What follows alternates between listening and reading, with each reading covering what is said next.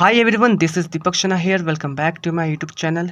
यह chapter hire purchase system का part 7 video है। यदि आप पार्ट 6 वीडियो नहीं देखें तो देख लीजिएगा। उस वीडियो में हम लोग डिस्कस किए थे कि कैसे कैलकुलेट करेंगे cash price by annuity method. तो यदि आप वो वीडियो नहीं देखें तो देख लीजिएगा, आपको लिंक डिस्क्रिप्शन में मिल जाएगी।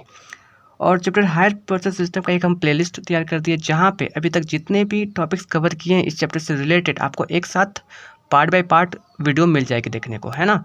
तो वहाँ से आप चेकआउट कर सकते हैं। तो उस प्लेलिस्ट का लिंक आपको डिस्क्रिप्शन में भी मिल जाएगी। तो चलिए आज का टॉपिक को शुरू करते हैं। आज का टॉपिक है when cost price is given and amount of instalment is to be calculated. यानी कि जब क्वेश्चन में कैश प्राइस दिया रहेगा और आपको इंस्टॉलमेंट नहीं दिया रहेगा, आपको इंस्टॉलमेंट ही कैलकुलेट करना है। तो किस तरह से हम लोग इंस्टॉलमेंट कैलकुलेट करेंगे इस वीडियो में हम लोग सीखेंगे, ठीक है। तो चलिए क्वेश्चन पढ़ते हैं। लिखा है A sells an asset to B. देखिए ए बेच रहा है, यानी कि ए क्या होगा, ये हायर वेंडर होगा क्योंकि ए बेच रहा है, और बी क्या कर रहा है, ये खरीद रहा है एसेट को, है ना। तो क्या हो जाएगा, हायर परचेजर। तो A sells an asset to B on January 1, 2010। A क्या करता है, बी को एक एसेट बेचता है। कौन सा एसेट है, नाम तो नहीं दिया गया, बस एक एसेट से बेचता है। कब बेचता है, 1 जनवरी 2010 को। On the hire purchase system at a cash price of ₹50,000। यानी उस एसेट का प्राइस क्या दिया गया, ₹50,000, है ना। On the agreement that the amount will be paid on 4 equal installments at 6% per annum। अब इंस्टॉलमेंट पे करने की बात कर रहा, तो कैसे पे कर रहा, 4 equal installments eight 6% per annum. देखिए पर एनम यानी साल में पे कर रहा है वो कितना, 4 इक्वल इंस्टॉलमेंट यानी 4 इंस्टॉलमेंट पे करेगा वो, ठीक है, 4 इंस्टॉलमेंट अर्ली बेसिस पे। आगे लिखा है the first instalment is paid on the delivery of the asset. देखिए जो पहला इंस्टॉलमेंट है ना, द फर्स्ट इंस्टॉलमेंट, तो पहला इंस्टॉलमेंट क्या कर रहा है, वो पे कब कर रहा है, जब वो डिलीवरी ले रहा है एसेट्स का तब, है ना। यानी कि यहाँ पे डाउन पेमेंट कहीं नहीं दिया है। डाउन पेमेंट कितना कर रहा है उस एसेट के लिए, वहाँ नहीं दिया, बस कैश प्राइस तो दिया, लेकिन डाउन पेमेंट कितना कर रहा है यहाँ पे ये नहीं दिया है। तो दिया क्या, यहाँ पे एक इन्फॉर्मेशन दिया क्या, द फर्स्ट इंस्टॉलमेंट, जो पहला इंस्टॉलमेंट है वो कब पे कर रहा है, डिलीवरी ऑफ द एसेट, यानी जब डिलीवरी ले रहा है उसी दिन वो पे कर रहा है फर्स्ट इंस्टॉलमेंट, है ना।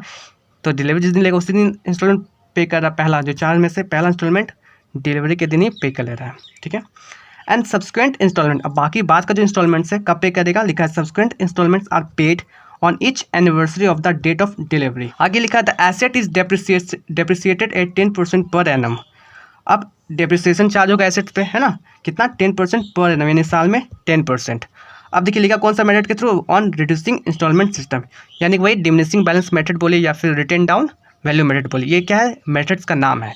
तो देखिए यहाँ तो साफ साफ लिख दिया कौन सा मेथड से डेप्रिसिएशन चार्ज करना है, लेकिन किसी किसी क्वेश्चन में क्या रहता है कि मेथड का नाम नहीं देता है, बस लिख देगा डेप्रिसिएशन चार्ज कीजिए भाई 10%, 15%, कुछ भी, बट मेथड का नाम नहीं देगा। तो वहाँ पे समझ जाइएगा जब मेथड का नाम नहीं रहता है क्वेश्चन में, तो वहाँ पे आपको डिमिनिशिंग बैलेंस मेथड के थ्रू ही वहाँ पे डेप्रिसिएशन चार्ज करना चाहिए, ठीक है, वही करेक्ट होता है। आगे देखते हैं the present value of ₹1 paid at the beginning of each year for 4 years is ₹3.6730। देखिए यहाँ पे एन्युटी मेथड का ही क्वेश्चन है ना। तो हम लोग यहाँ बना रहे हैं यहाँ पे एन्युटी मेथड का, तो यहाँ पे ₹1 का वैल्यू दिया गया, प्रेजेंट वैल्यू, यानी जो एन्युटी वैल्यू है वो दिया गया कितना है, ₹3.6730। तो यानी ₹1 का वैल्यू यहाँ पे दे दिया है, कितना है प्रेजेंट वैल्यू, ठीक है। आगे हम लोग क्या बनाएंगे, यहाँ पे सबसे पहले तो हम लोग को फाइंड आउट करना होगा कि इंस्टॉलमेंट अमाउंट क्या है। तो उसके लिए एक फॉर्मूला होता है। देखिए जब भी हम लोग एन्युटी मेथड का कोई भी क्वेश्चन सॉल्व करते हैं और उसमें 2 चीज़ निकालने का होता है, चाहे तो कैश प्राइस निकालने के लिए बोला जाएगा या फिर इंस्टॉलमेंट निकालने के लिए बोला जाएगा।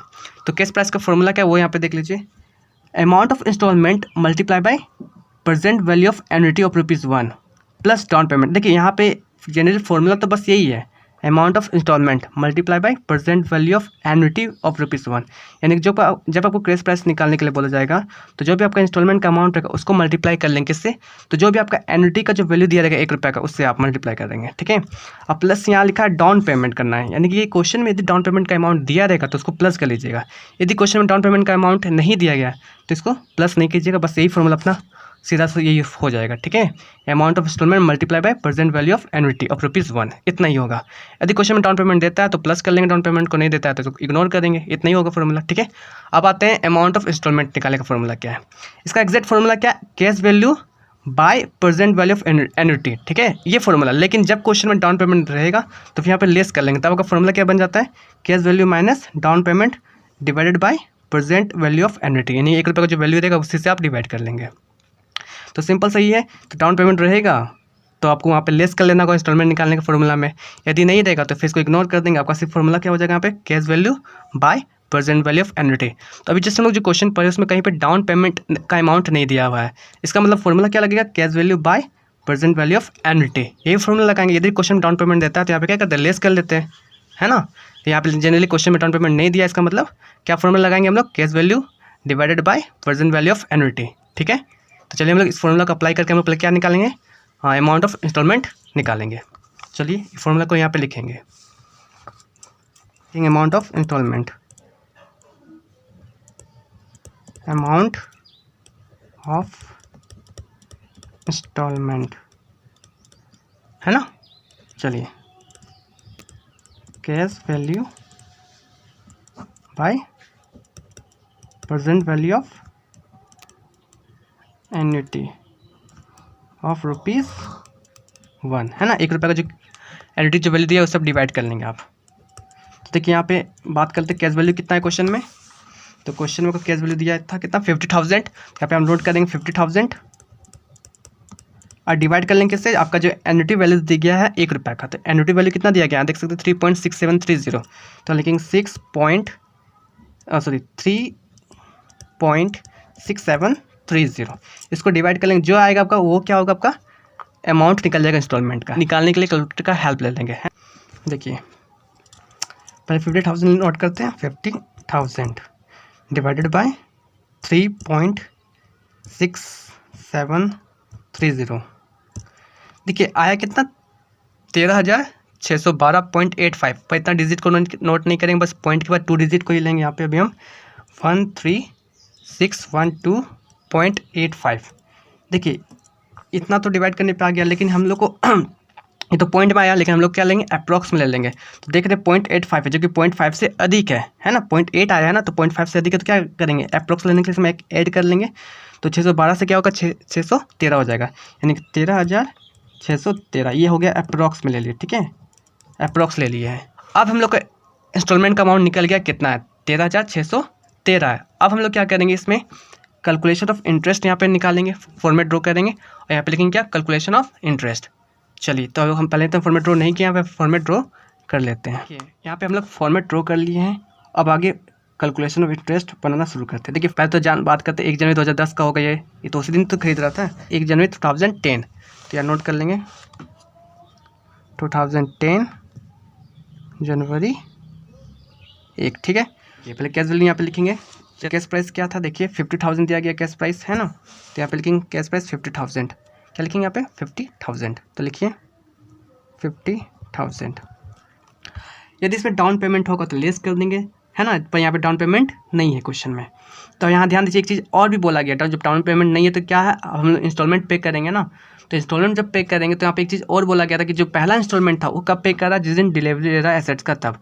तो जिस दिन खरीद रहा है उसी दिन डिलीवरी ले रहा है ना। तो यानी 1 जनवरी 2010 को ही तो वो डिलीवरी ले रहा है, तो उसी दिन तो क्या कर रहा है, पहला इंस्टॉलमेंट पे कर रहा है। तो यहाँ लिखा गया था, देखिए the first instalment is paid on the delivery of the asset, यानी कि जो पहला इंस्टॉलमेंट है वो कब पे करेगा, जिस दिन डिलीवरी लेगा एसेट्स का उस दिन। तो आप तो निकाल लिए कि इंस्टॉलमेंट का अमाउंट कितना है, 13,613, यानी कि इंस्टॉलमेंट का अमाउंट है। ये जो अमाउंट है यही अमाउंट क्या कर रहा है, जिस दिन एसेट्स को डिलीवरी ले रहा है उसी दिन क्या कर रहा है, पे कर रहा है पहला इंस्टॉलमेंट। तो हम यहाँ पे करेंगे ये 13,613 जो इंस्टॉलमेंट अमाउंट, इसको क्या हम लोग यहाँ पे लेस कर लेंगे, क्योंकि उसी दिन तो पहला इंस्टॉलमेंट पे कर रहा है ना। तो हम लोग यहाँ पे लेस कर लेंगे, ठीक है। लेस कर लेते हैं कितना, 13,613, 13,613 फर्स्ट इंस्टॉलमेंट है ना, फर्स्ट इंस्टॉलमेंट का अमाउंट है ये। तो घटा लीजिए यहाँ पे कितना आएगा, 10 में 3 के 7, 9 में 36,387। ये अमाउंट अब इंटरेस्ट चार्ज किस पे होगा, इसी अमाउंट पे इंटरेस्ट चार्ज होगा, है ना। तो लिखिए, चलिए इसी अमाउंट पे इंटरेस्ट चार्ज कीजिए यहाँ पे। तो लिखेंगे यहाँ पे 36,387, कितना इंटरेस्ट चार्ज करना है। तो देखिए आप देख चुके थे 6% पर एनम, 6% दिया गया, तो 6% इंटरेस्ट चार्ज करेंगे आप, 6%। तो देखिए इसका 6% निकाल लेते हैं, है ना।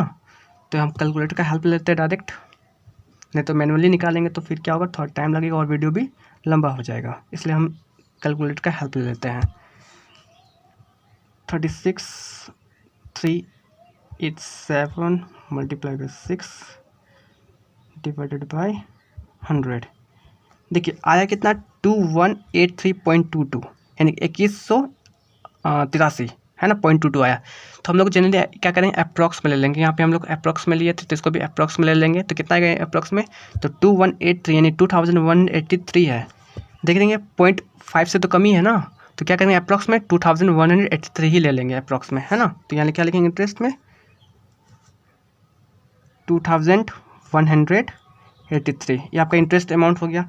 चलिए आगे बढ़ते हैं। अब हम लोग क्या करेंगे, इसमें जो भी आपका इंस्टॉलमेंट अमाउंट है उसको क्या करेंगे इंटरेस्ट को हम लोग लेस करेंगे, है ना। तो आपका इंस्टॉलमेंट अमाउंट कितना जान रहे 13,613 ही है, तो यहाँ लिखेंगे 13,613, है ना। लेस कर लेंगे इसका जो इंटरेस्ट का अमाउंट आया, है ना, कितना है 2,183 है। इसको लेस कर लेते हैं। तो देखिए तो हो गया सेकेंड इंस्टॉलमेंट, फर्स्ट इंस्टॉलमेंट तो यहाँ पे कर दिया, ये आपका हो गया इंस्टॉलमेंट, सेकेंड इंस्टॉलमेंट हो गया, है ना। तो इंस्टॉलमेंट का अमाउंट हो गया और ये आपका इंटरेस्ट हो गया।